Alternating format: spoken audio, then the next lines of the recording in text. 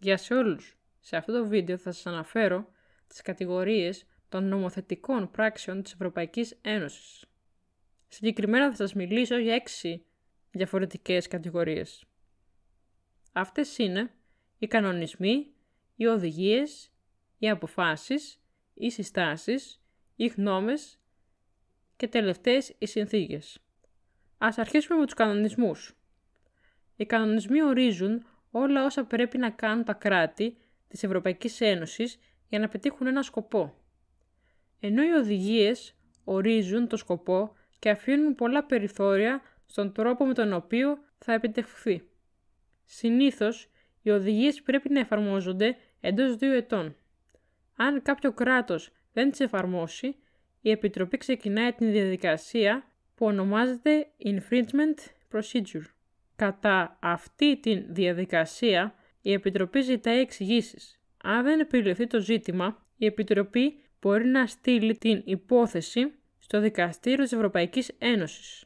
Αν δεν εφαρμοστεί η απόφαση του δικαστηρίου σε περίπτωση που κρίνει ότι το κράτος δεν έχει πιστική δικαιολογία για την μη εφαρμογή της οδηγίας, θα του δώσει πρόστιμο.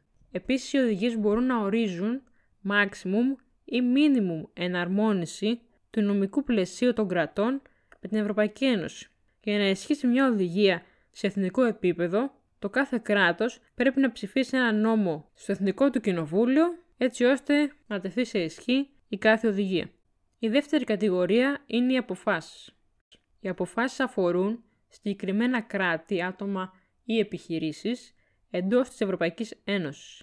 Οι αποφάσεις απευθύνονται σε συγκεκριμένα κράτη, άτομα ή επιχειρήσεις, ώστε να λύσουν κάποιο πρόβλημα. Η Επιτροπή μπορεί να εκδώσει από μόνη της αποφάσεις. Ενώ για να εκδοθούν κανονισμοί και οδηγίες, συναποφασίζουν Κοινοβούλιο, Συμβούλιο και Επιτροπή. Η τρίτη κατηγορία είναι οι συστάσεις. Οι συστάσεις δεν έχουν νομικές συνέπειες σε αυτόν που απευθύνονται. Είναι προτάσεις για το πώς θεωρεί ένα όργανο της Ευρωπαϊκής Ένωσης ότι είναι καλή ιδέα να πράξουν. Το ίδιο πράγμα είναι και οι γνώμες, μόνο που δεν γίνονται μόνο από τα βασικά όργανα της Ευρωπαϊκής Ένωσης, αλλά και από άλλα, π.χ. το ECOSOC. Τελευταίες είναι οι συνθήκες. Η συνθήκη είναι μια δεσμευτική συμφωνία μεταξύ Ευρωπαϊκής Ένωσης και κρατών μελών. Ψηφίζεται από τις χώρες και στα εθνικά τους κοινοβούλια. Κάποιες φορές οι χώρες κάνουν και δημοψήφισμα για το αν πρέπει να εφαρμόσουν κάποια συνθήκη. Οι συνθήκες καθορίζουν τα περισσότερα πράγματα, όπως στόχους της Ευρωπαϊκής Ένωσης, κανόνες για τα όργανα της Ευρωπαϊκής Ένωσης και πώς παίρνονται αποφάσεις. Και εδώ κάπου τελειώνει το βίντεο.